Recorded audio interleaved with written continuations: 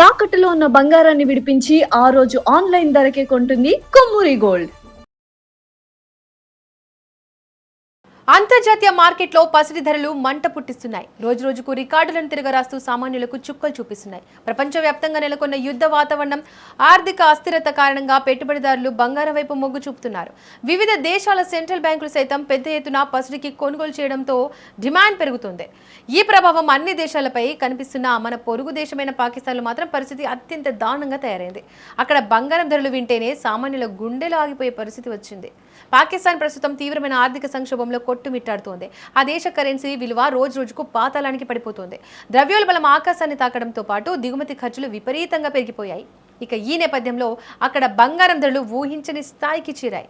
ప్రస్తుతం పాక్ మార్కెట్లో 11.66 గ్రాముల బరువు అంటే తులం 24 క్యారెట్ల బంగారం ధర సుమారు 4,65,500 రూపాయలకు చేరింది. అలాగే 22 క్యారెట్ల బంగారం ధర 4,26,800 రూపాయల వద్ద పలుకుతోంది.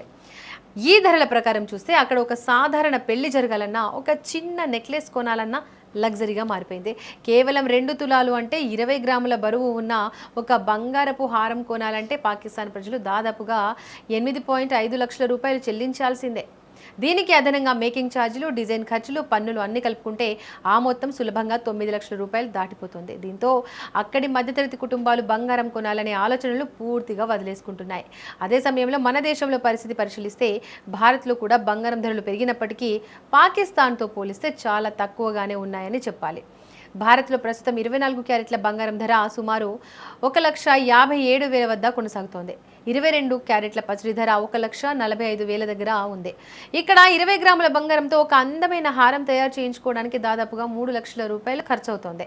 భారత మార్కెట్లో మేకింగ్ ఛార్జీలు, తరుగు, జీఎస్టీ వంటి పన్నులు అన్ని కలుపుకున్నా సరే 3.5 లక్షల లోపే మంచి నెక్లెస్ సిద్ధమవుతుంది. అంటే అదే నెక్లెస్ పాకిస్తాన్లో కొనాలంటే మాత్రం ఏకంగా 9 లక్షల రూపాయలు కుమ్మరించాల్సి వస్తుంది. ఈ విధంగా రెండు దేశాల మధ్య ధరల వ్యత్యాసం కొండంత కనిపిస్తోంది.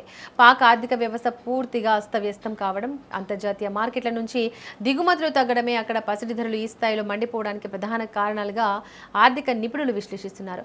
అటు భారత్లో వెండి ధరలు కూడా ప్రస్తుతం కేజీ 2,90,000 వద్ద కొనసాగుతోంది. మొత్తానికి పసిడి సెగతో పాక్ ప్రజలు అల్లాడిపోతున్నారు.